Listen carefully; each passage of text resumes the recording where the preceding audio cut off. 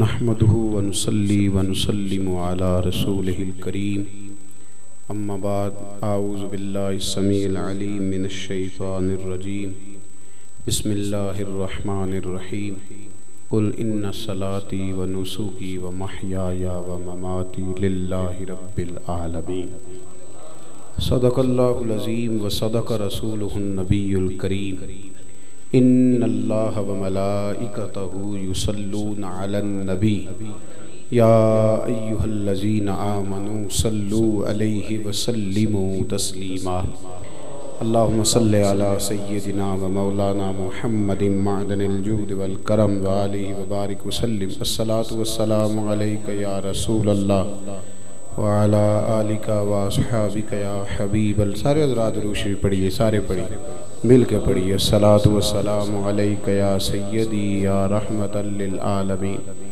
व अला आलिका व अस्हाबिका या खातमिन नबिय्यीन।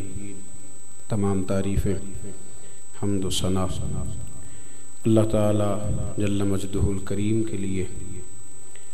नबी रहमत नूर मुजस्सम शफ़ी मुअज़्ज़म आक़ाए कुल ख़त्म रसूल दानाए सुबुल अहमद मुज्तबा जनाब हज़रत मुहम्मद मुस्तफ़ा सल्लल्लाहु ताला अलैहि वसल्लम की बारगाह आली मर्तबत में हदिया दुरूद व सलाम अर्ज़ करने के बाद इस्लाह मुआशरा के नाम से सजी इस बज़्म नूर में मैं और आप हाजिर हैं। हमारे मोहतरम अब्दुल हफीज़ रज़वी साहब ने, इनके दोस्तों ने और आप सब उलमा और मशाइख की सरपरस्ती में इस खूबसूरत और भरपूर बज़्म का इनेकाद किया है। सारे मिल के ये दुआ फरमाएँ कि अल्लाह ताला हम सब को दीन के साथ इखलास की तौफ़ीक़ अता फरमाए। रियाकारी से, तसन्नो से, बनावट से, ज़ाती मुफादात से, ज़ाती शोहरत से अल्लाह हमें महफूज फरमाए।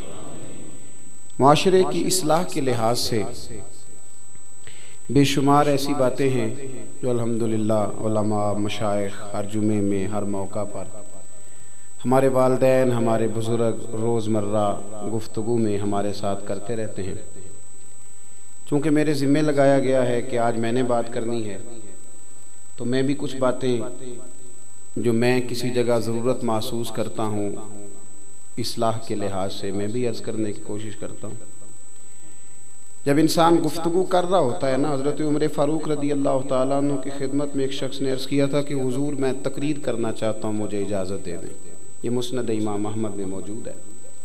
तो हज़रत उमर ने उसे रोक दिया था। उसने कहा हुज़ूर आपने मुझे क्यों रोका है? तो आप फरमाने लगे रोका इसलिए है कि जब तू तकरीर करेगा ना तो तू अपने आप को दूसरों से अफजल समझेगा, तो फिर तेरे अपने लिए बहुत बड़ा मसला बन जाएगा।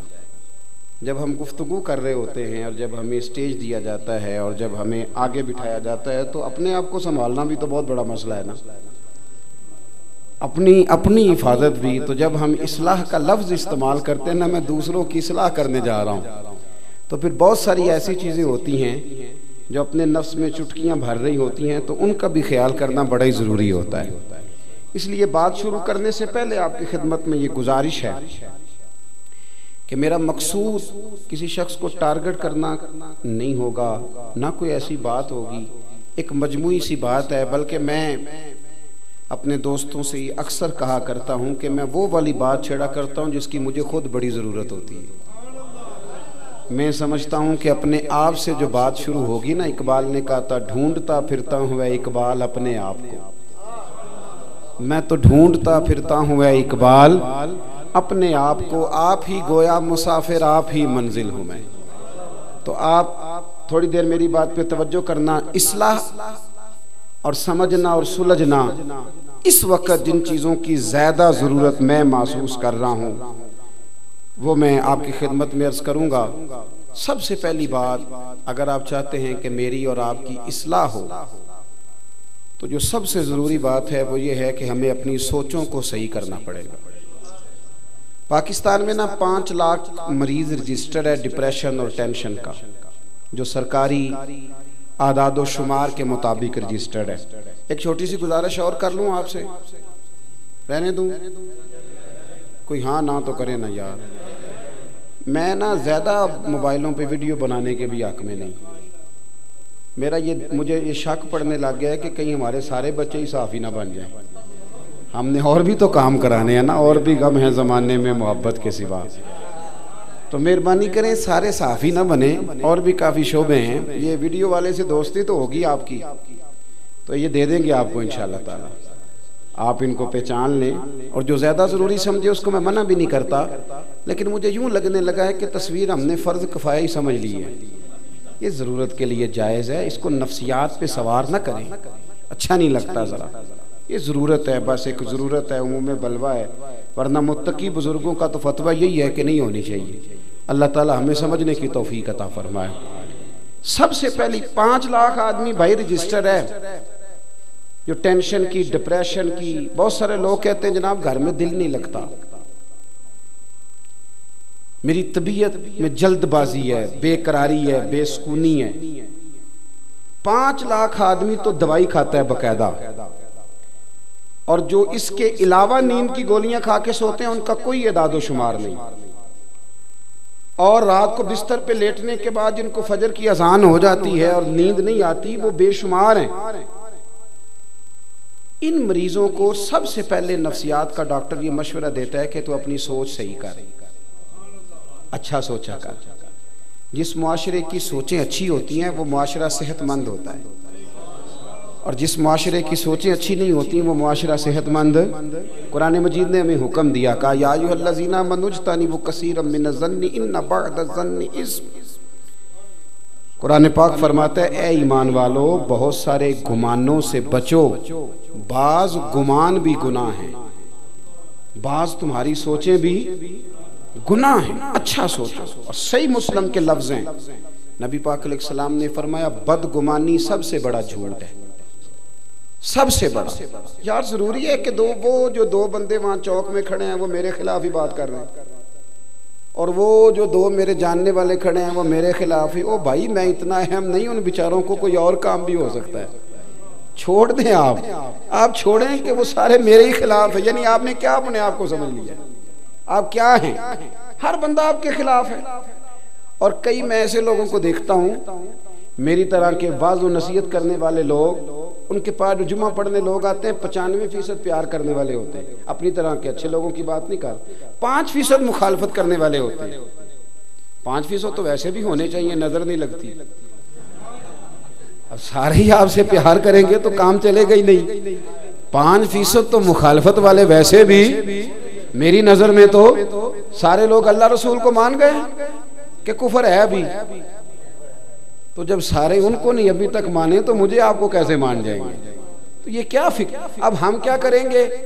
95% प्यार करने वाले ज़हन में नहीं, वो जो 5% मुखालफत वाले, सारी तकरीर उन्हीं पे लग जाएगी।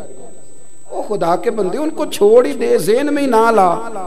कुछ जरूरी है कि उन्हीं का तज़किरा करना है? तो 95 की बात कर दो, तुझसे मुस्तफ़ा की मोहब्बत की बातें सुनने आए हैं। छोड़ उनको, वो क्या कह रहे हैं, वो किधर जा रहे हैं। अच्छा सोचें, अगर मुआशरा सेहतमंद करना है, इसकी इस्लाह करना, सबसे पहले सोच से देखे ना। अल्लाह अकबर। अगर अम्मा ने बेटे से कह दिया ना कि जरा 5 मिनट कमरे में आना, मैंने बात करनी है, तो बेगम साहबा कहती है मेरे खिलाफ मीटिंग होने लगी है। तो तू तो आई है जब इसकी उम्र थी 25 साल, तो उससे पहले ये दोनों माँ बेटा जब बैठते तो तेरे खिलाफ मीटिंग करते थे। अजीब बेवकूफ़ी है ना। और बीवी अगर खामद को उठा के ले गई बीच लोगों के कि जरा बात सुनना, तो कुरान कहता है हुन्ना लिबासुल लकुम व अंतुम लिबासुल लहुन। मर्द औरत का लिबास है, औरत मर्द। मियाँ बीवी के दरमियान जो राज है वो इन्हीं का है, वो किसी दूसरे का हिस्सा, उसमें कोई शरीक ही नहीं, ये एक दूसरे का लिबास है। तो अगर बीवी अगर खामद को कभी उठा के ले गई ना, तो अम्मा कहती है बाप मेरे खिलाफ ही मीटिंग होने लगी। ओ भाई, ये एक दूसरे का लिबास है, एक दूसरे का पर्दा है। हमने बदगुमानियां इतनी बढ़ा ली हैं, इतनी। मैं मुल्क से बाहर था, तो जो आदमी बाहर बैठा होता है वो फोटो और तरह की देख रहा होता है, और जो यहाँ होते हैं उनके सामने तस्वीर और तरह की होती है। कराची में बड़ी बदअमनी रही है, तो क्या कराची के लोग कराची छोड़ गए थे? बसे ना वो लोग बेचारे, छोड़ा तो नहीं उन्होंने। तो मैं उन दिनों जब कभी जाया करता था तो मैं दोस्तों से कहता था यार खबरें बड़ी खौफनाक हैं तो वो कहते थे यार खबरें और होती हैं, हकीकतें और होती हैं। हम ठीक है किसी कोने में ऐसा हो जाता है, लेकिन हमने बसना तो है ना। तो मुझे एक साहब कहने लगे पाकिस्तान का बड़ा बुरा हाल है। मैंने कहा मसलन? कहने लगे पीर सारे लुटेरे, इल्ला माशाअल्लाह, मौलवी सारे लड़ाने वाले, सियासतदान खाने वाले, अवाम में नफसा नफसी है। मैंने कहा आप बैठे हैं बाहर, आप पढ़ते हैं मोटी मोटी अखबार, आप हमारे मुल्क में आए, अगर आज भी हर जगह नातें चल रही हैं ना और हर जगह जिक्र हो रहा है, खानकाएं आबाद हैं, सारे पीर जाली होते तो नातें जारी ना होती। ये अच्छे अच्छे लोग अभी भी मौजूद हैं और कयामत तक मौजूद रहेंगे। आप कहते हैं उलमा कार कुछ नहीं रहे, तो रमजान शरीफ में मस्जिदें थोड़ी होती हैं, हाफिज ज्यादा होते हैं कि नहीं? तो मौलवी तो कार कुछ नहीं रहा, तो ये हाफिज कौन बना रहा है? ये कहां से पैदा हो रहे हैं भाई? कोई मस्जिद ऐसी है जिसमें जुमा इसलिए ना होता हो कि खतीब कोई नहीं है? कोई ऐसी मस्जिद जिसमें नमाज ना होती हो कि इमाम नहीं मिलता? तो मौलवी तो कार कुछ नहीं रहे, तो ये बंदे कहां से पैदा हो रहे हैं? ये लोग कभी ऐसा हो कि जी मैं मसला पूछने गया था तो मुझे मौलवी कोई नहीं मिला, बोले तो सही यार। कभी ऐसा हुआ हो या मौलवी साहब ने कहा हो सुबह 9 बजे आना, डॉक्टर तो यही कहता है ना, लेकिन मौलाना को आप ये कहने की इजाजत देते? कभी ऐसा हुआ है कि मसला पूछने गया था पर मौलवी नहीं मिला? वो मैंने कहा आप दूर बैठ के ऐसी बातें करते हैं, मदारस आबाद हैं, गवर्नमेंट कोई सरपरस्ती नहीं करती, लेकिन अल्लाह के फजल से हर साल रसूलुल्लाह के गुलाम तैयार होते हैं, हाफिज कारी और आलिम तैयार होते हैं। और बात रह गई सियासतदानों की, मेरे साथ कोई इख्तलाफ करना था तो मुझे एतराज नहीं, पर मैं सारे सियासतदानों को भी बुरा नहीं समझता। मैं सबको बुरा, गलतियां सब में पाई जाती हैं, हमें हमारे अंदर भी पाई जाती हैं, लेकिन एक लाठी से हर बंदे को हाँकना ये भी दुरुस्त नहीं है। मैं बड़ी तनकीद करता हूं जहां बात तनकीद वाली हो, लेकिन खुदारा एक लाठी से हर चीज को हाँकना भी, अगर पूरी सियासी जमात के अंदर एक MNA भी ठीक है ना तो उसकी तारीफ करनी चाहिए। एक MPA पूरी असेंबली में सही है तो उसको सही, मैं सही कह रहा हूं आप हज़रात से। और जहां तक बात अवाम की है, अवाम में नफसा नफसी है, तो मैंने कहा कोई नफसा नफसी नहीं, अल्लाह का फजल है। ये जलजला आया था कुछ साल पहले, तो जिस बूढ़ी अम्मा की शादी को 40 साल बीत गए थे और जहेज की रजाई उसने निकाल के इस्तेमाल नहीं की थी, उसने भी कहा था ये बिस्तर जलजले वालों को दे दो। वो बेटी जिसने खुद सिलाई मशीन पे बैठ के सारा जहेज बनाया था ना, उसने भी अपने अब्बा से कहा था कि मैं 3 कपड़ों में चली जाऊंगी, लेकिन वो जो जहां सैलाब आ गया ना, मेरा सारा जहेज इनको दे दो। ये नौजवान जिनको तुम बुरा कहते हो, जिनके बारे में रोज लोग कहते हैं कि लड़के बड़े खराब हो गए, वन व्हीलिंग करते हैं, ये करते हैं, तुम्हें वन व्हीलिंग तो नजर आती है, ये नजर नहीं आता कि एक बाबा जी को खून की बोतल की जरूरत होती है और 14 लड़के लाइन में खड़े होते हैं? ये नहीं नजर आता? ये मेरी मिल्लत के जवान नहीं? ये मिलाद का मौका आता है तो झंडियां कौन लगाता है? ये शहर और बाजार सजाता कौन है? ये रसूलुल्लाह के नाम के नारे कौन लगाता है? और मैंने कहा तुम्हें गलत फहमी हो गई है, तुमने समझ लिया है ये वतन शायद जो है वो सियासतदानों का वतन है। ये वतन सियासतदानों को नहीं, ये दाता अली अजमेरी का वतन है, ये बाबा फरीदुद्दीन मसूद गंजे शकर का वतन। सोचें, सही करें। और इस पर मैं अपनी सारी इस गुफ्तगू पर एक हदीस पढ़ दूं ताकि बात मजबूत हो जाए। निसाई में और जामे तिरमिजी में मौजूद है। नबी पाक अलैहिस्सलाम ने फरमाया मेरी सारी उम्मत कभी गुमराही पर जमा नहीं होगी। ये हो सकता ही नहीं कि सारे लोग बुरे हो जाएं। ये हुजूर ने नस बयान कर दिया, सारे लोग बुरे हो सकते। मसला ये है कि मैंने ऐनक लगा ली है ना, तो मैं अपनी ऐनक की गर्द नहीं साफ करता, मैं सामने वाले का चेहरा साफ करना शुरू कर देता हूँ। खुदारा ऐनक की गर्द साफ करें, ऐनक की, अपने आप को ठीक करें। सोच, जब आपने खड़े होकर छत पे देखना है तो बंदे बौने बौने नजर आने। मैं अक्सर कहा करता हूँ कोई छोटा उस वक्त नजर आता है जब उसे दूर से देखा जाए या गुरूर से देखा जाए। करीब जाके देखा करो, आजिज़ी से देखा करो, बड़े बड़े लोग नजर आएंगे। हमारी तो मुसीबत ये है कि इश्क का अपना गुरूर, हुस्न की अपनी अना, उसने आने न दिया हमने जाने न दिया। हम तो इस चक्कर में पड़े हुए हैं, जब अपनी अपनी अना लेके बैठे रहेंगे। मेरे ना अभी रजवी साहब से मैंने कहा जब मैं जाऊं तो नारा ना लगवाना, लोगों को खड़ा ना करना, कहने लगी क्यों? मैंने कहा इसलिए कि वो पहले से आए तो उन्हें सजा है कि जो बंदा आए खड़े हो। देखे ना, एक बंदा बेचारा मगरिब से आया हुआ है या ईशा से आया हुआ है, तो जो बंदा आ रहा है उसके मेरी तरह के बंदे उसके दिल में उम्मीद है कि खड़े हों, तो भाई तू पहला होना सी ना। ये क्या अजीब हरकत है। और बुजुर्ग लोग बैठे होते हैं और मेरी तरह का बंदा है तो उनको खड़ा करो, और अजीबो गरीब से धक्के लगते हैं। हमारा दावा तो फकीरी का है, तो फकीरी में तो अना होती कोई नहीं, उसमें तो जो हटो बचो की कहानी कोई नहीं, उसमें तो लोग हजरत ख्वाजा बायजीद बुस्तामी, हजरत ख्वाजा, इनको सबसे पहले सुल्तानुल आरिफीन कहा गया है। और हजरत ख्वाजा बायजीद ने एक दफा दावा किया था, फरमाया मेरा असली नाम याद कर लो, रब तुम्हारी बख्शिश फरमा देगा। इतना बड़ा आदमी। एक शख्स मिलने आ गया, उसने पूछा हजरत ख्वाजा पीर बायजीद बुस्तामी आप हैं? तो आप फरमाने लगे 30 साल हो गए मैं तलाश कर रहा हूं, अगर हजरत ख्वाजा पीर तुम्हें मिला तो मेरी भी मुलाकात करा देना। 30 साल से ढूंढ रहा हूं।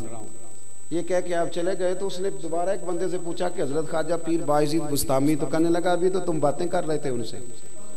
कहा मैंने तो उनसे कहा है कि आप हजरत ख्वाजा पीर बायजीद बुस्तामी हैं, तो वो कहने लगे मैं 30 साल से ढूंढ रहा हूँ। फरमाने लगे यही तो वो मानते नहीं कि मैं हजरत ख्वाजा पीर हूँ, ये तो वो मानते नहीं ना, तुमने कहना था बायजीद बुस्तामी आप हैं, फिर वो कबूल कर ले। इतना लंबा रट्टा, इतना बड़ा मसला, इतनी बड़ी, छोटा लक़ब से भी काम चल जाता है। और ये जो कि मौलवी पीरों की बात हो रही है तो आप बड़े हंस रहे हैं। वैसे ये है कि महल्ले के चौधरी का इश्तिहार पे नाम ना लिखें तो वो भी महफिल में कोई नहीं आता। हुन नाराज हो तुसी थोड़े थोड़े। हाँ, और मस्जिद की कमेटी के सदर को एप्लीकेशन ना दें तो वो जलसा भी नहीं करने देता। वो कहते हैं सदर मैं हूँ और आपने मुझसे पूछा। इन चीजों से बाहर आए। साफ सुथरी पाकीज़ा सोच, अच्छी सोच आपको अच्छा रखेगी, आपको जवान रखेगी। देखे ना, मैं यहाँ तकरीर कर रहा हूँ रावला कोट में, इस वक्त मैं मुजफ्फराबाद में नहीं कर रहा, पिंडी में नहीं कर रहा। तो मेरा ये हक बनता है कि जो बंदा इस वक्त सही और लकीदा आदमी मुजफ्फराबाद में तकरीर कर रहा है, मुझे उसकी सपोर्ट करनी चाहिए। इसलिए कि रब ने मेरी औकात इतनी बनाई है कि मैं एक वक्त में सिर्फ एक जगह बयान कर सकता हूँ, और अल्लाह की मखलूक बहुत ज़्यादा है। लेकिन अगर मैं इस चक्कर में पड़ जाऊँ ना कि काम सिर्फ मैं ही कर रहा हूँ, फिर मैं खराबी करूँगा, फिर मैं दूसरों की खिदमत का इनकार करूँगा, फिर मैं माशरे के अंदर दिक्कत पैदा करूँगा, फिर ग्रुपिंग होगी, फिर तंग नजरी जन्म लेगी। आप अपनी तबीयत को ठंडा करें, मिजाज को अच्छा। और ये हर जगह हो रहा है। उलमा और मशाइख के चूंकि हम हाईलाइट कर लेते हैं ना, आप डॉक्टर के पास चले जाएं, एक को आप जाके दवाई दिखाएं पहले वाले की, तो कहेगा उसको क्या पता है, ये छोड़ें, ये तो तबाह कर, ये तो आपका मैदा ही खराब कर देगी सारी। हर जगह फसाद है। हम एक दूसरे का वजूद कबूल करने को तैयार ना, ऐसा करें, सोच सही करें, सुथरी करें, साफ सुथरी। मैंने भी एक डॉक्टर साहब को, मुझे भी कुछ थोड़ी तकलीफ थी पिछले दिनों, टेस्ट वेस्ट कराए, तो एक डॉक्टर साहब के पास मैं गया तो उन्होंने रिजेक्ट कर दी पिछले की सारी दवाई। कहने लगे इतनी दवाई खा के तो बंदा पागल हो जाता है। मैंने उनसे कहा कि सबसे पहले तो आप इस डॉक्टर के खिलाफ मेरे साथ चल के मुकदमा करें, और फिर उस इंस्टीट्यूट पर मुकदमा करें जिसने इसे MBBS की डिग्री जारी की है, और फिर जितने सालों से ये दवाइयाँ लोगों को लिख के दे रहा है, उसकी प्रैक्टिस की उम्र को 25 साल हो गई है। उन 25 सालों में जितने मरीजों का पैसा उसने खाया, उसका आप भी हिसाब देंगे, वो भी देगा। कहने लगे पीर साहब आप तो दूर ही निकल गए। मैंने कहा क्या तमाशा बनाया है, कौम को तकसीम कर दिया है। हर बंदा जो है वो आके कह देता है फलाना गलत है। ऐसे भी कभी हुआ है? खुदारा दूसरों का वजूद मानो। पता है मेरे मदीने वाले महबूब की शान क्या है? मेरे रसूल पाक का कमाल ये है, कुरान है मेरे नबी की शानों का बयान, लेकिन मेरे रसूल पाक पर नाजिल होने वाली किताब में हजरत मूसा की शानें भी है, हजरत ईसा का मर्तबा भी है, जनाबे मरियम का जिक्र भी है, हजरत सुलेमान की बातें भी हैं, हजरत ईसा के मौजज़ात भी हैं। मेरे रसूल करीम ने फरमाया है कि याद रखो शानों वाला वो होता है जो दूसरों की शानें भी बयान करे। ये क्या बात हुई कि इतनी तंग नजरी होना। आला हजरत फाजिल बरेलवी रदी अल्लाह तआला अन्हु के सामने एक शख्स ने शेर पढ़ा। उसने कहा शान यूसुफ जो दबी वो भी इसी दर पे दबी। हुजूर के दर की बात कर रहा है सल्लल्लाहु अलैहि। शान यूसुफ जो दबी यानी हजरत यूसुफ का हुस्न भी अगर माज़अल्लाह दबा तो यहाँ आके दबा। आला हजरत फरमाने लगे ये तो क्या कह रहा है, मेरे नबी किसी को दबाने नहीं आए। तो कहा हजरत फिर क्या पढ़ूं? फरमाया कहो कि शान यूसुफ जो बड़ी वो भी इसी दर से बड़ी। शान यूसुफ जो बड़ी वो भी, हुजूर पर सूरह यूसुफ नाज़िल हुई है तो हजरत यूसुफ का जिक्र क़यामत तक बाकी रहेगा। तो शान यूसुफ जो बड़ी वो भी, तो सोच अच्छी करें, साफ सुथरी। हमारा बड़ा अजीब मिजाज है। एक पीर साहब के मुरीद हैं, पीर साहब बाशरा हैं, सुन्नत के मुताबिक दाढ़ी है, सर पे पगड़ी है, इमामा है, 5 नमाजें पढ़ते हैं। मेरे और आपके लिए इतना ही काफ़ी है, बहुत काफ़ी। उसके अंदर क्या है, वो खा कितना गया है, वो ले कितना गया है, और उसने बना क्या लिया है, ये हिसाब लेने की ड्यूटी अल्लाह की है। ना हमने दिया है ना हिसाब हमारे। सुन्नत शरीयत का पाबंद है, इससे ज़्यादा हमारा तफ्तीश करना बनता, लेकिन हमने तो हद कर दी। हम तो वहां तक चले गए जहां हमारी जिम्मेदारी खुदारा। सबसे पहले सोच, इमाम अब्दुल्ला याफ़ई रहमतुल्लाह अलैह फरमाते हैं कि सारा बगदाद हजरत बिशर याफ़ी से मोहब्बत करता था, और सिर्फ इंसान नहीं, जानवर भी उनकी कदर करते थे। वो नंगे पांव चलते थे तो जानवर बगदाद की गलियों में गोबर नहीं करते कि रब करीम का बंदा जा रहा है। अल्लाह के वलियों की तो जानवर भी हया करते, वो गुजरते थे ना तो जानवर भी। बगदाद का एक ताजर था, जब अल्लाह ताला किसी को माल देता है ना तो वो बंदा सियाना भी जरा ज्यादा हो जाता है दूसरों से। उसकी सारा दिन ना मशवरे देने में उसका वक्त गुजरता है। उलमा को भी मशवरे देता है। वो कहता है इस मौजू तो जुमा पढ़ाया करो, इसलिए कि आजकल इस मौजू की जरूरत है। चूंकि 50,000 जो देता है मस्जिद में साल के बाद, तो मैं कहता हूँ अक्सर कि तेरे पास पैसे ना होते तो फिर मैं पूछता तुझसे मशवरा कौन लेता है। अपनी हैसियत का तायुन करो, किस चक्कर में पड़ गए हो। सारा दिन मशवरे देते गुजर जाती। अल्लाह ने अपने फजल से नवाज दिया, बस करो, सबसे तू सियाना। हजरत सालिम बिन अब्दुल्ला रदी अल्लाह तआला अन्हु के पास पैसे आए तो हजरत उस्मान गनी ने उन्हें कहा कि मुबारक हो, अल्लाह ने मालदार कर दिया। तो फरमाने लगे यार छोड़ो, पहले लोग मेरी जात की इज्जत करते थे, अब मेरी जेब की करने लग गए। उतने ही ठीक थे जितने जात की इज्जत करते। मुझे पता तो था कि मेरे कमाल की वजह से। तो ये बंदे के पास पैसे आते हैं ना तो नाराज ना होना आप लोग। मैंने देखा है ये सवेरे सवेरे गरीब औरतें आके बैठती हैं रमजान में ज़कात लेने वाली, अंदर से खबर आती है कि सेठ साहब टूथपेस्ट कर रहे हैं, फिर खबर आती है कि अखबार पढ़ रहे हैं। थोड़ी देर के बाद पता चलता है कि ब्रेड ठंडा आ गया था तो अब वो गर्म लेने गया है मुलाजिम। और फिर वो बाहर निकलते हैं तो फिर वो कहते हैं कि तुम लोग सवेरे ही आ जाते हो, सोने भी नहीं देते। वारस शाह मान करी ना वारसा दा, रब बेवारसा करके मार दई। अल्लाह की बेनियाजी से डरें। अगर अल्लाह ने देने वाला बना दिया है तो लोगों को टटोलते फिरते हो। इमाम शाफई से आके एक शख्स ने कहा था जी मुझे तो कोई जरूरतमंद हकदार मिलता ही नहीं, मैं दूं किसको? तो इमाम साहब कहने लगे पहले तू बता, जो अल्लाह ने तुझे दिया तो उसका हकदार था? तेरा हक बनता था जो रब ने दे दिया? कहने लगा जी नहीं। तो फरमाने लगे तू फिर क्यों लोगों को चेक करता फिरता है? अगर रब ने फजल से दे दिया है तो तू भी देख, अगर कोई जरूरतमंद है तो ज्यादा टटोला ना कर। बहरहाल बात लंबी ना हो जाए, मजमून पे रहना चाहता हूँ। हजरत बिशर हाफी का सारा शहर कदर करता, प्यार करता। वो बगदाद का एक ताजर कहता जी मुझे नहीं बाबा अच्छा लगता। भाई आपको क्यों नहीं अच्छा लगता? तवज्जो है मेरी बात पर? आप लोग ज्यादा थके हुए तो नहीं? कुछ दोस्त ना मुझे घूरते हैं थोड़ा थोड़ा, पता नहीं, मैं चूंकि कमज़ोर आदमी हूँ तो मुझे एहसास होता है कि यहाँ तो देर से बैठे हुए या कोई ऐसी बात है जिसकी वजह से मुझसे नाराज़ हैं।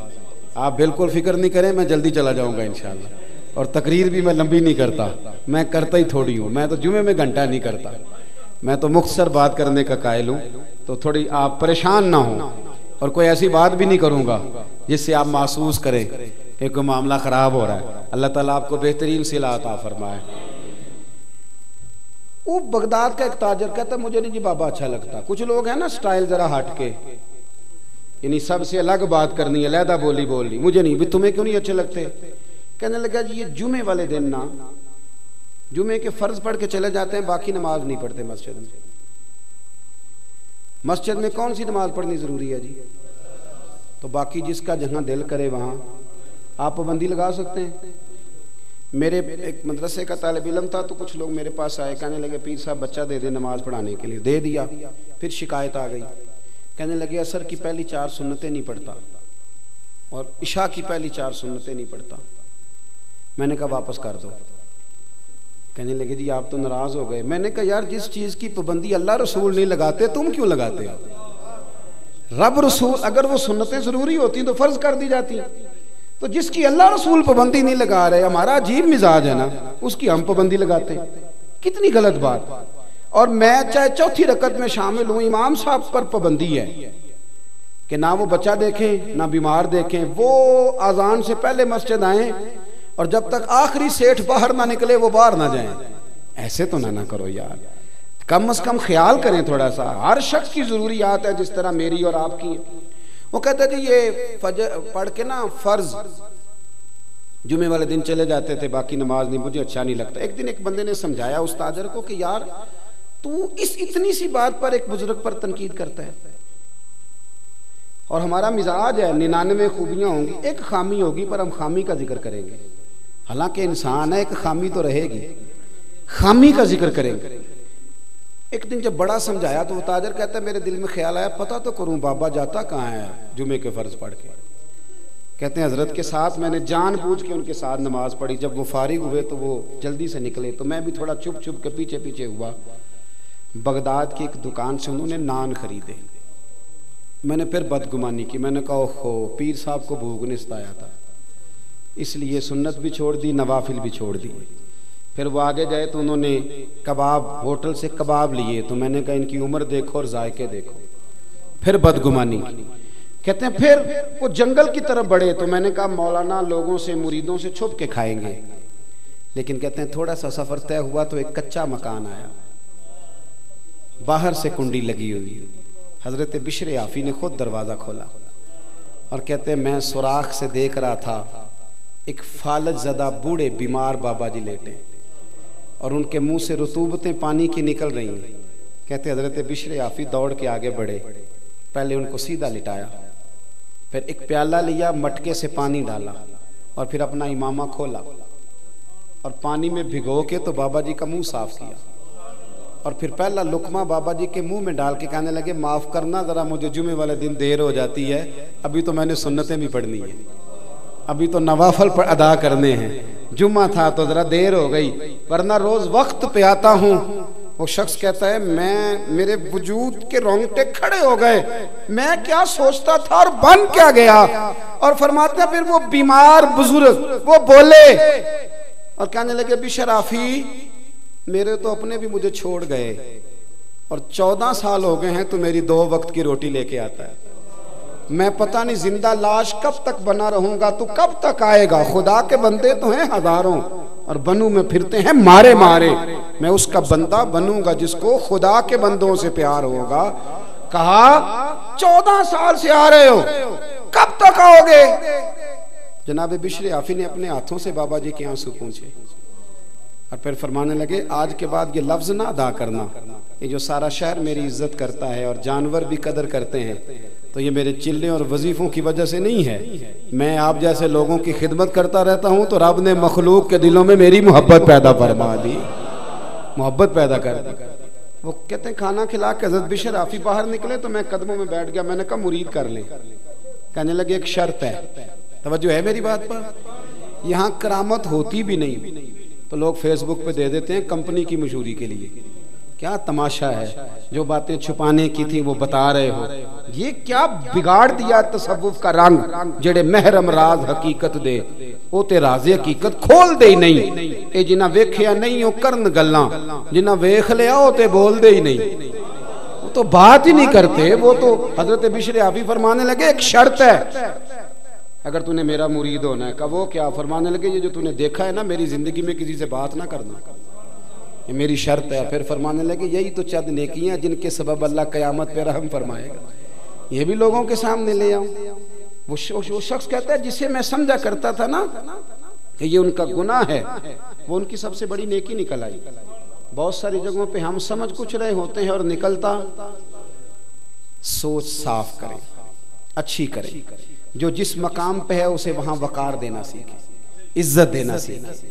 दूसरी इस्लाह मुआशरा के लिए मेरे जहन में जो बात है वो ये है कि जिंदगी में ना खुददारी पैदा करें। खुददारी, ये जो आज मिजाज बन गया ना दूसरों के माल पर नजर, और किसी का हाथ थाम के रातों रात बड़ा होने की कोशिश, इससे बाहर आ गए। अल्लाह ने जहां मुझे बेहतर समझा, रब ने वहां मुझे बिठाया, और अल्लाह ने जहां आपको बेहतर समझा, अल्लाह ने आपको वहां। देखे ना, इस महफिल में मेरी कारकर्दगी सिर्फ इतनी है कि मैं तकरीर कर रहा हूं। इस महफिल का सबसे बड़ा कारकुन वो है जिसने सबसे ज्यादा मेहनत की है, उसका एजाज सबसे ज्यादा है। वो इश्तिहार लगाने वालों को अक्सर स्टेज पर बैठने की जगह नहीं मिलती, हालांकि असल काम उन लोगों का होता है जो ये मेहनत करते हैं, जद्दोजहद। तो रब करीम ने जहां जिसको रखा है ना, अल्लाह ने उसे वही पसंद किया है। हम ना नाराज ना होना, हम सब की एक छोटी सी सियासत है, हम ना अपनी सियासत के जोर पर आगे जाना चाहते हैं। जब इंसान चालाकियां करने की कोशिश करता है तो पीछे रह जाता है, और जब अपने आप को अपने रब के हवाले कर देता है तो अल्लाह रसूल उसे कभी जाया नहीं करते। अल्लाह रसूल कभी जाया, हमारी वो जो चक्करबाजी है ना, मेरी मिल्लत का जवान पढ़ा लिखा है, खूबसूरत है, कद काठ वाला है और बड़ा कुछ कर सकता है, लेकिन वो सोचता है कि मेरी लंदन वाली पुप्पो मेहरबान हो गई तो फिर मेरा काम बनेगा, अमेरिका वाले मामू ने मेरा हाथ थाम लिया तो फिर मैं बच जाऊंगा, वो सेठ अगर मेरे साथ सेट हो गया तो निजाम चल जाएगा। और बच्चे ख्वाब देखते हैं कि मैं सवेरे उठूं तो नोटों से भरा हुआ थैला मेरी दहलीज पे पड़ा हो। ये काहिल कौमों की सोच है, और इतनी अब हमारी गिरावट है सोच की, और खुददारी से इतने दूर चले गए कि शादियां सियासी होने लग गई। यानी बच्चा कहता है अमीर घर में ब्याह कराऊंगा, उसका वालिद कहता है कि वहां तेरी शादी हो गई तो चलो को 50-60 लाख उधर से आ जाएगा, को 10-15 मेरे से मिलेगा, तेरा काम। जो आदमी अपनी बीवी की गाड़ी चलाकर गुजारा करने का आदी हो और ज़ेन रखता हो, वो क्या आप उसको मुआशरे का कोई बावकार आदमी कहेंगे? जो बीवी के पैसों पर गुजारा करने का मिजाज बना ले। इकबाल कहने लगे गैरत है बड़ी चीज जहाने तगोदौ में, गैरत है, बोलिए, गैरत है बड़ी, दुनिया में कोई पेशा बुरा नहीं, रेडी लगाना भी बड़ी आला बात है, बहुत आला बात है, बहुत। मेरे साथ बहुत सारे लोग ना तस्वीरें खिंचवाते हैं, हालांकि मैं ज्यादा कायल नहीं फोटो का, शायद आज तक मैंने डिमांड नहीं की कि मेरी फोटो खींचो, और हो सकता है, मतलब ये कंफर्म नहीं, लेकिन मेरी दानिश बिनिश में ऐसा नहीं कि मैंने कभी अपने हाथ से फोटो भी खींची हो, मिजाज नहीं, तबीयत नहीं, दिलचस्पी नहीं। लेकिन मेरे गांव का एक मोची है, जूते गांठता है, उस शख्स ने 4 बेटियां ब्याही हैं जूते गांठ के। और मेरे अब्बा जी बताया करते थे कि जिन दिनों ना धेला चवन्नी जूता गांठ, अब तो जूते कोई गंढवाता ही नहीं, अब तो गांठने का रिवाज नहीं, अब तो बच्चे नया ही लेते हैं। तो जूता गांठने के लिए जब उसको देते थे तो चवन्नी अगर उसकी होती थी ना, तो उसको कहते थे ना रुपया तो रख ले, तो कहता क्यों रखूं जी, मेरी चवन्नियां तो मैंने चवन्नी लेनी, और नाराज हो जाता था। 4 बेटियों की शादी की है उसने, फिर अल्लाह ने उसे उम्रा भी कराया, और आज भी वहीं बैठा है। तो मैं जब गाँव जाता तो मैं कहता हूँ चाचा मैं तेरे साथ तस्वीर खिंचवानी है, तो मुझे कहते हैं पुत्र मेरा तो मुंह भी नहीं तुपया, मेरे साथ फोटो। तो मैं कहता हूँ यार तू एक इंसान है, तो एक मिसाल है, जिस बंदे ने हाथ फैलाने से नफरत की हो, अब तो चंदा ही चंदा रह गया, चंदा ही चंदा, इसके अलावा अल्लाह माफ करे कोई दूसरी शय। मैं ग्लासको में था तो मुझे एक साहब कहने लगे आपने कोई ऐलान शलान नहीं करना, मदरसा नहीं है। मैंने कहा मदरसे बड़े हैं पर अल्लाह का फजल है, क्योंकि वो नबी करीम के नाम के हैं तो हमें कभी कमी कोई नहीं आई, कभी नहीं कमजोरी आई, रोने का मिजाज भी नहीं, वो चल रहा है मदरसा। तो मैंने कहा आप क्या समझते हैं जो यहाँ आया है वो चंदे ले नहीं आया है, क्या मिजाज आप लोगों ने बना लिया, इससे निकलें। वो भी कोई कौमें होती हैं जो हर वक्त हाथ फैला के रखती हैं। कुरान मजीद ने सहाबा की तारीफ की, ला यसअलून अन्नास इल्हाफा, वो लिपट लिपट कर सवाल नहीं करते। ये साहबे सुफा की बात की कुरान पाक ने, लिपट लिपट कर सवाल, खबरदार थोड़े पे गुजारा करना सीखो, इज्जत की जिंदगी जियोगे। और नौजवान बिलखुसूस याद रखें, अगर वकार से जीना है, सर उठा के जीना है और मुतमईन जिंदगी गुजारनी है, तो फिर उस बात पे राजी हो जाओ जो अल्लाह ने हमें अता किया।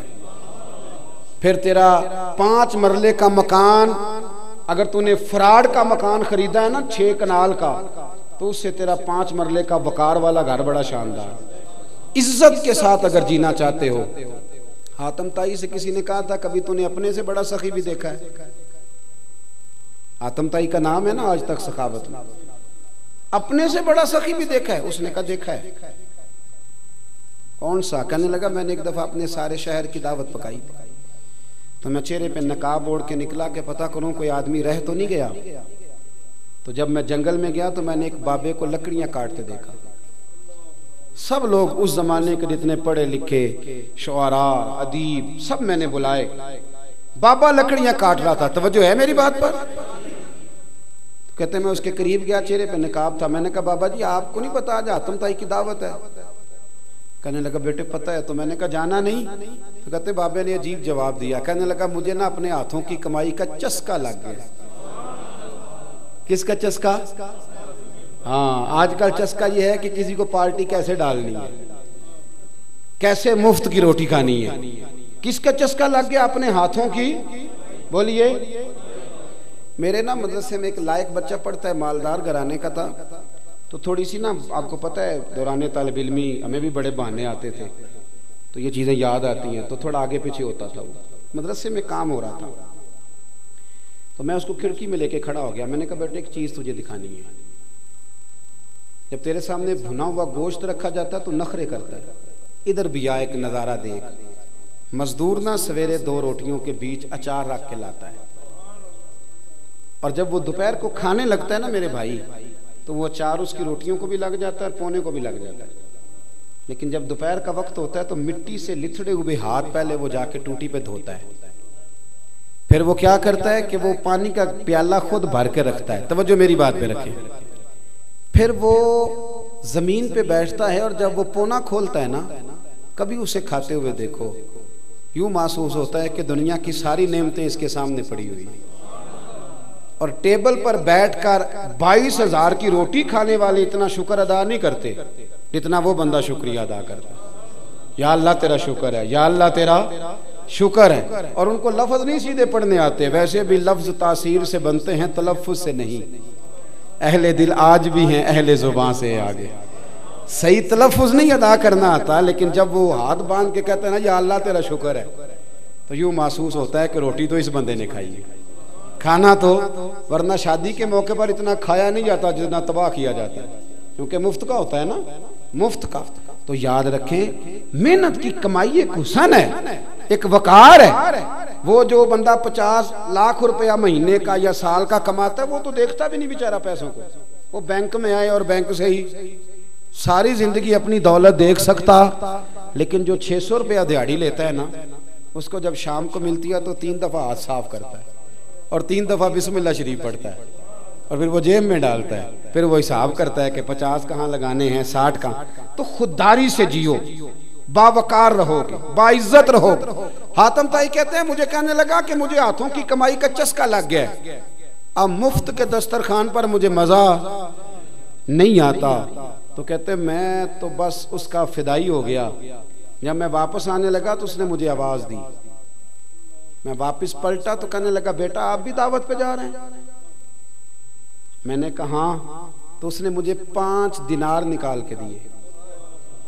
कहने लगा ये ले जाओ, हातम ताई को ना देना, वहां जो आदमी लंगर पका रहा ना उसे दे देना। यार बड़े बड़े लोगों ने रोटी खानी है, चलो मेरा भी हिस्सा पड़ जाएगा। तो हातम ताई कहते हैं मैं घोड़े से गिर गया, चेहरे से कपड़ा उठाया और मैंने कहा बाबा मेरे सीने से लग, मैं तो अमीर हो के सखी हूं ना, तू गरीब हो के बड़ा सखी है। आज समझ आई है तेरी सखावत की। पढ़िए ना हदीस पाक। हजरत अनस बिन मालिक कहते हैं एक शख्स ने आके कहा या रसूलल्लाह कुछ दीजिए।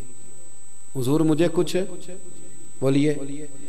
और मेरे महबूब का दरवाजा वो है कि जहां से कभी कोई खाली गया ही नहीं। हुजूर कुछ दीजिए। तो नबी करीम अलैहिस्सलाम ने आज अलग बात कर दी, फरमाया तेरे पास कुछ भी नहीं। उसने कहा हुजूर मेरे घर में एक प्याला है और एक कंबल है ओढ़ने का। इतना गरीब को बंदा इस वक्त बैठे महफिल में जिसके घर में एक ही प्याला हो। जो चुप है उनके बारे में क्या नजरिया इख्तियार करो। कोई ऐसा गरीब जिसके घर में एक ही प्याला हो, सिर्फ एक ही कंबल हो। लेकिन यहां बैठे मेरे समेत हर तीसरे बंदे को आप पूछ लें कि हालात क्या हैं तो कहेगा दुआ करो। बड़ी मुश्किल है। इतना गरीब कोई बंदा मौजूद, लेकिन आप किसी को पूछ लें वो कहेगा जी बस दुआ करें, कोई ऐसा पीर मिल जाए जो मुझे अल्लाह दीन का चिराग दे दे ताकि नोट किसी तरीके आ जाए। और वो नाथ खां जो कहता है कि कौन देता है देने को मुंह चाहिए, देने वाला है सच्चा, वो भी कहता है पहले 25,000 दो। फिर तू स्टेज पे तो कह रहा था हुजूर देते हैं, और यहाँ जब तक तेरे अकाउंट में ना जाए तेरा काम ही नहीं चलता। अजीब तमाशा है ना। एक साहब ने बड़ी दूर से मुझे फोन किया, कहने लगे टाइम दे दें। मैंने कहा जी मैं आ जाऊंगा, फारिग होता हूँ तो आ जाया करता हूँ, तो मसला नहीं है, हम इतने बड़े लोग ही नहीं, आ जाएंगे। कहने लगा जी आप बताएं, मतलब अकाउंट नंबर दे दें। मैंने कहा यार आपने गलत जगह फ़ोन कर लिया, मैंने तो बताया कि वो तो बड़े लोग होते हैं, तो हमें पता है अपनी हैसियत का, तो इंशाल्लाह हाजिर हो जाएंगे, आपसे बात होगी। कहने लगे नहीं आपको तो कुछ बताना ही पड़ेगा, कुछ बताएं कुछ बताएं। मैंने कहा कुछ भी नहीं, मैं इंशाल्लाह हाजिर होऊंगा। अल्लाह ने मुझे तौफीक दी है, मैं शाम को बड़ी ज़बरदस्त खाना अपने बच्चों में अच्छा बैठ के खाता हूँ। एक गाड़ी है जिस पे सफ़र करता हूँ, अगरचे मकान मेरा 2 कमरों का है, पर कभी अल्लाह ताला ने मेरे दिल में ये तमन्ना पैदा नहीं की कि कोई बहुत बड़ा हो तो गुजारा सही हो। मैं बड़ी इत्मीनान बख्श जिंदगी गुजारता हूँ, तो मैं आ जाऊँगा। कहने लगे नहीं थोड़ी मेहरबानी कुछ दसो। मैं क्या 3 करोड़ रुपया दे चाहे। कितना जी? अल्लाह जानता है, हंसाने के लिए बात नहीं कर रहा, और मस्जिद में ऊंचा हंसे भी ना। कितने दें? कहते जी ये तो आपने क्या कह दिया। मैंने कहा यार अगर मैंने अपने लफ्ज़ ही बेचने हैं तो अब मैं 25-40 हज़ार में बिक जाऊँ? तो मैं तो समझता हूँ कि नबी पाक का फरमान बड़ा कीमती है, तो रेट लगाऊं तो मेरी हैसियत ये हो कि 40,000 रुपया। अगर मैंने बिकना ही है तो कोई रेट तो लूँ ना। और वैसे भी मैं तो समझता हूँ कि मैं बड़ा अनमोल हूँ, इसलिए कि मैं रसूलुल्लाह के दीन का नौकर हूँ। और ये गलती उनकी नहीं जो बेचते हैं, गलती उनकी है जो खरीदते हैं। आप लोगों ने मार्केटें बनाई हैं, आप मार्केटें ना बनाते तो कभी मार्केटों में इस तरह की चीज़ें बिकने, कि हमने जुल्म किया है, हमने ज्यादती की है, हमने ये माहौल बनाया है। बहरहाल बात दूर ना निकल जाए, वापस आता हूं। नबी करीम सल्लल्लाहु अलैहि वसल्लम ने फरमाया तेरे पास कुछ नहीं, एक कंबल है और एक, हुजूर ने फरमाया लेके आ। ये सरकार का फरमान सियासता से अर्ज कर रहा हूं। अगरचे इमाम जलालुद्दीन सुयूती ने तफसीर दुर्र मंसूर में तफसील के साथ इस रवायत को कई तुरुक से बयान कहा। एक कंबल, यारो सोचो, एक कंबल जिस बंदे के पास हो, एक प्याला, उससे भी कोई गरीब होगा। हुजूर ने मंगा लिया और बोली लगा दी, कौन खरीदेगा? एक शख्स ने कहा 1 दिनार, एक ने कहा 2। हुजूर ने 2 दिनार में बेच दिया। वो बोला नहीं कि हुजूर 2 ही तो चीजें थी, वो भी बेच दी आपने। अल्लाह के रसूल ने फरमाया 1 दिनार का खाना ले जा और 1 दिनार का कुल्हाड़ा खरीद के ला। वो लाए। हजरत अनस कहते हैं बंदा बड़े नसीबों वाला था। वो जब कुल्हाड़ा खरीद के लाया तो उसमें दस्ता मेरे नबी ने दस्ते मुबारक से लगाया, हुजूर ने दस्ता लगाया और फरमाया ये ले जंगल में जा। मुसलमानों, ये मेरे रसूलुल्लाह की तालीम है। नौजवानों गौर करो, अगर मुआशरे को संवारना है तो इस चीज पर मेहनत करो। फरमाया ये कुल्हाड़ा पकड़, रस्सी पकड़, जंगल में जा, लकड़ियां काट के ला, खा भी और खिला भी, पहन भी और पहना भी, जा। और हुजूर ने फरमाया 15 दिन मुझे नजर ना आना, जा काम कर, जाके मेहनत करना है, ले इस्लाम का शेवा है। आज पूरी दुनिया में हमारा कशकोल मशहूर है, धोखा मारूफ है। लोग कहते हैं कि इन्होंने ऐसे ऐसे, हमने तरीके गैरों से पैसे निकालने के इख्तियार किए, ऐसे ऐसे तरीके कि कभी सुने तो शर्म से सर झुक जाता है। ये म्यार होता है आला कौमों का कि वो चंदों पे जिंदगी गुजारें, वो मांग करके खाएं, ये म्यार होता है। किसी कोने पे ब्रेक लगती है तो आप देखें मांगने वाले कितने जोरों शोर से आते हैं। खुदारा मेहनत की आदत। वो सियाबी चले गए, 15 दिन के बाद आए। ये लफ्ज इमाम सुयूती ने लिखे। 15 दिनों के बाद आए तो हुजूर ने फरमाया तेरा हाल क्या है? हजरत अनस कहते हैं मुझे भी तजस्सुस था कि पता तो चले। तो वो मुस्कुराए, अर्ज करने लगे या रसूलल्लाह पहले 1 प्याला था, अब सारे घर के बर्तन बन गए। या रसूलल्लाह बरकत आपकी है, पहले 1 कंबल था, अब सारे घर के बिस्तर बन गए। और इमाम सुयूती कहते हैं उन्होंने जेब में हाथ डाला तो 10 दिनार निकाले। अर्ज की हुजूर रख ले, मैं सहाबे सुफा के लंगर में हिस्सा डालने आया हूँ, ये कबूल कर ले मुझसे। मेहरबानी फरमाएं, मेहरबानी, खुददारी से जिए और थोड़े पे गुजारा करें। आपका जो कच्चा मकान है ना, कच्चा, उस पर लेंटर नहीं है, कच्ची छत है, लेकिन उस घर में बैठने वाली माँ आपसे राजी है, बाप आपसे राजी है, तो ये वो वाला घर है जिसमें अल्लाह की रजा मौजूद है।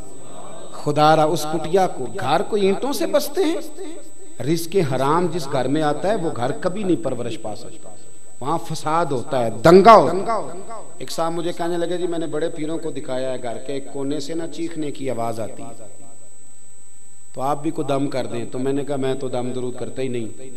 तो बहरहाल कहने लगे जी बड़ों को दिखाया है।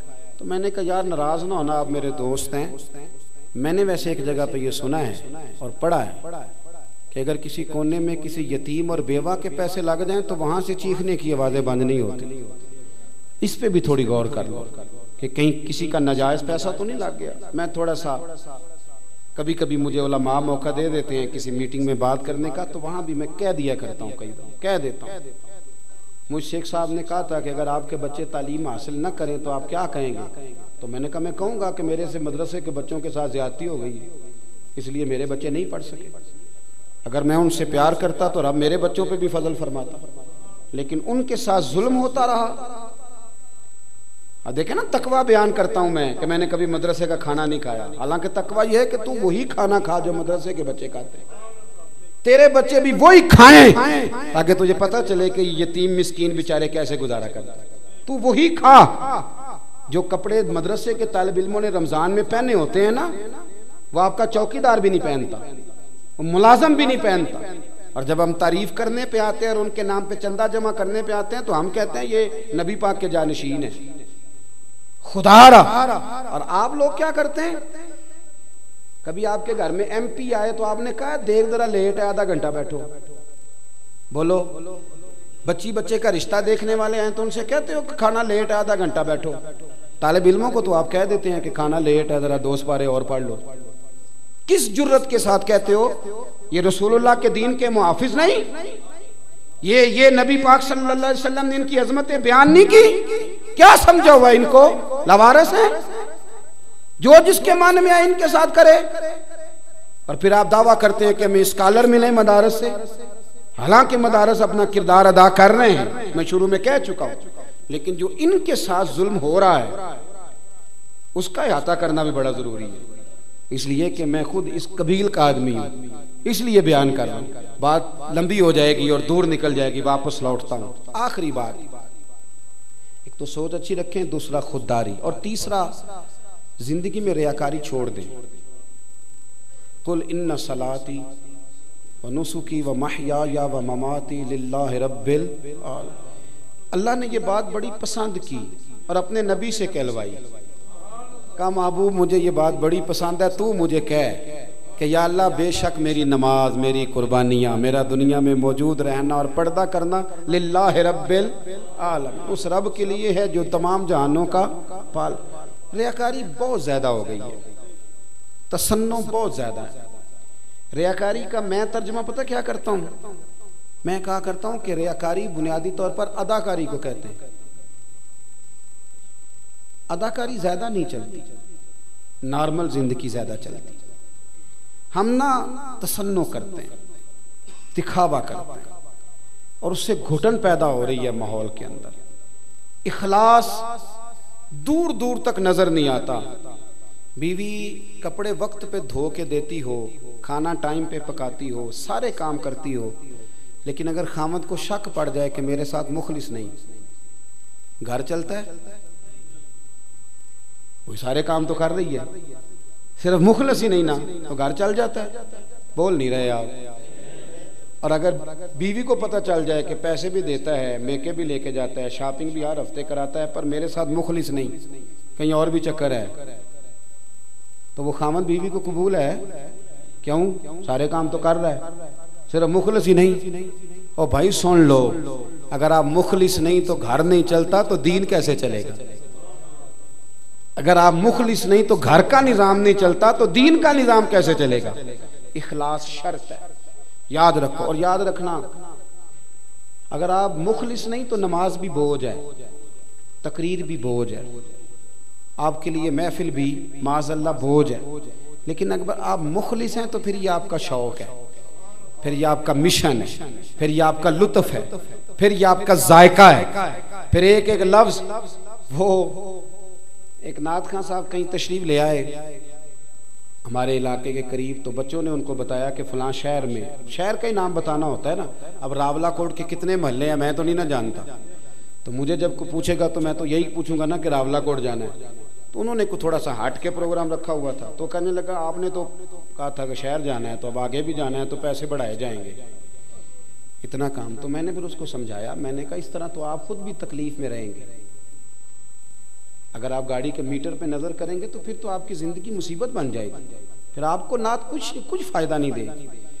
अगर आप ये ज़ौक़ बना लेना कि अल्लाह की रिजा के लिए जा रहा हूं, तो फिर जितने कदम ज्यादा चलेंगे आपका ख्याल होगा कि ये सारी जमीन क़यामत में मेरे ईमानदार होने की गवाही देगी, फिर ज्यादा कदमों से आपको बरकत हासिल होगी, आपको ज़ौक़ नसीब होगा, आप में तवानाई आए, इखलास पैदा कर लेंगे तो जीने का मजा आएगा। हमारे यहाँ जो आदमी 5,000 रुपया रमजान के महीने में दे रहा है ना मस्जिद में, वो भी नोट खोल के लाता है, और अल्लामा साहब अगर 3 दफा उसका नाम ना ले तो नाराज हो जाता है। मस्जिद की टाइलों तक पे लोग अपना नाम लिखवा लेते हैं कि मैंने लगवाई है तो एक टाइल पे मेरा नाम भी होना चाहिए। फरिश्ते भूल जाते हैं किसने लगवाई है, माज़अल्लाह। क्या आप क्या बात करते हैं, थोड़ा सा इससे पीछे हटें, थोड़ा सा इखलास, हुस्न, दीन को जरूरत है मुखलिस लोगों। मेरी तरह के कई लोग दीन का नाम लेके सिर्फ अपना कद ऊंचा करते हैं। इखलास शर्त है, मुखलिस हो जाएं, माँ बाप के साथ भी, बहन भाई के साथ भी। इमाम गजाली से किसी ने कहा था मेरा लोगों के साथ ताल्लुक कमजोर होता जाता है, तो आप फरमाने लगे तूने बंदों के साथ डायरेक्ट राब्ता रखा हुआ है ना, मेरी तरफ देखें जी, बड़ी मेहरबानी, तूने बंदों के साथ राब्ता रखा हुआ है ना। फरमाया जब भी किसी बंदे के साथ ताल्लुक बनाना तो बीच में रब की रजा शामिल कर ले, डायरेक्ट राब्ता ना रख, बीच में अल्लाह को ले आ, फिर तेरी तवज्जो उधर नहीं होगी, फिर तेरी तवज्जो रब करीम की तरफ होगी। मुखलिस हो जाएं, मुखलिस। बात समेटता हूं, साहिब फतूह शाम ने लिखा है, हजरत साद बिन अबी वकास रदी अल्लाह ताला अन्हु फरमाते हैं कि जब मैं कादसिया के इलाकों में जंग लड़ रहा था तो एक ऐसी रियासत के सामने भी हम आए जिसके बारे में हमें बताया गया कि यहाँ का बादशाह बड़े कीमती हीरों वाला ताज पहनता है। आपको पता है ना हमारे हुक्मरानों की घड़ियाँ कितनी मशहूर हैं, बाजारों कितनी मशहूर हैं, किस किस चीज़ का जिक्र किया जाए, तो वो बड़े कीमती हीरों वाला ताज पहनता था। हज़रत साद बिन अबी वक़ास रज़ी अल्लाह ताला अन्हु ने शाम हो गई लड़ाई करते तो फौजियों की ड्यूटी लगाई कि उसके ताज का ख्याल रखना, माले गनीमत में मुसलमानों को फ़ायदा देगा। लेकिन वो रेतला इलाका था, रात को लड़ाई हुई, वो ताज कहीं रेत में गुम हो गया, मिला नहीं। कुछ देर से सहाबा ने टटोला, न मिला, तो आपने फरमाया छोड़ो यार, इतना भी कीमती नहीं, अल्लाह ने फतह दे दी, ये सबसे बड़ी बात है, चलो अपने खेमों में आराम करते हैं। हज़रत साद बिन अबी वक़ास सिपा सालार थे, फरमाते मैं अपने खेमे में आके लेटा तो बाहर से ना एक फौजी ने आवाज़ दी कि अमीर अगर आप जाग रहे हैं तो हाजिर हो जाऊं। मैंने कहा आ जाइए। कहते मैं उठ के बैठा तो एक शख्स आया जिसने अपना चेहरा कपड़े के साथ ढांपा हुआ था, निकाब ओढ़ा हुआ था और चादर उसने ओढ़ रखी थी। कहते वो कमरे में दाखिल हुआ, उसने चादर हटाई और वो हीरों वाला ताज मेरे कदमों में रख दिया। मैंने जब उसने चादर हटाई तो मैंने उसके सारे बाजुओं पर पैबंद लगे हुए देखे।